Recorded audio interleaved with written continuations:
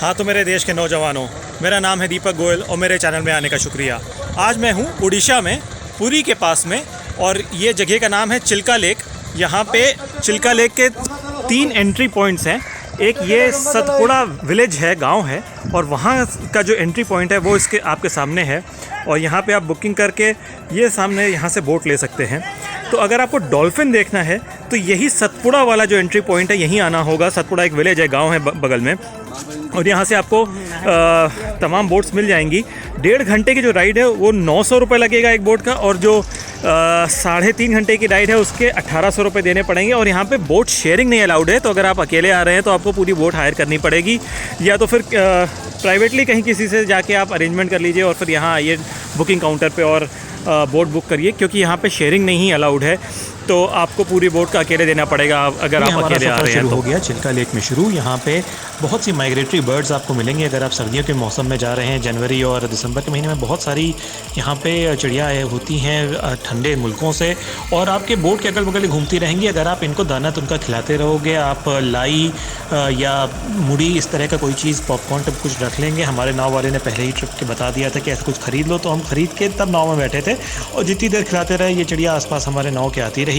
और ये हम आ गए राजहंस आइलैंड। आपको पता होगा कि चिल्का लेक में टोटल 6 आइलैंड्स हैं, उन 6 में से एक है ये राजहंस। अपने आप में फेमस आइलैंड है इस चिल्का लेक के ऊपर, और ये इतना बड़ा है, 70 किलोमीटर बाय 30 किलोमीटर की लेक है, और उसमें 6 आइलैंड में से ये राजहंस आइलैंड सबसे मेन माना जाता है। इसमें कई सारी दुकानें, कई सारे ढाबे भी हैं। यहाँ पे आपको नॉनवेज से लेके लिकर तक भी मिल जाएगा, और इसमें कई सारे लोग, कई फैमिलीज आती हैं इस आइलैंड पे अपने पिकनिक मनाने, और इस आइलैंड के थ्रू आप चलते चलते बे ऑफ बंगाल में पहुंच जाएंगे। जैसे कि आपको पता है Chilka lake salt water lake है, तो सॉल्ट वाटर, लेकिन है तो लेक ही, लेकिन जब आप बे ऑफ बंगाल पहुंच जाएंगे तो वहाँ प्रॉपर समुद्र में आप नहा भी सकते हैं। वो मैंने काम किया, नहाया समुद्र में। और अगर आप चिल्का लेक जा रहे हैं और आपको समुद्र में नहाना अच्छा लगता है तो ध्यान रखिएगा, कुछ कपड़े और तौलिया अपने साथ ले जाइएगा। कुछ मेरे साथ को पैसेंजर्स ने ये गलती की थी, नहीं लेके गए थे, लेकिन मैं तो लेके गया था, तो मैं वहाँ पे नहा सका। समुद्र की लहरें यहाँ पे बहुत ज़्यादा तेज़ नहीं है, और नहाने के लिए बहुत अच्छा है, इसको सी बीच कहा जा सकता है। और सबसे बड़ी बात है, यहाँ भीड़ बिल्कुल नहीं होती, तो आप आराम से यहाँ पे फैमिली के साथ टाइम स्पेंड कर सकते हैं। सी बीच पे पूरा पैदल चलने का लुत्फ़ ले सकते हैं। मैंने चिल्का लेक पे 4 घंटे का बोट राइड बुक किया था। इस 4 घंटे में राजहंस आइलैंड और डॉल्फिन दिखाने का, और जो लाल केकड़े होते हैं, रेड क्रैब्स का जो आइलैंड है वहाँ पे भी जाने का इंक्लूडेड था।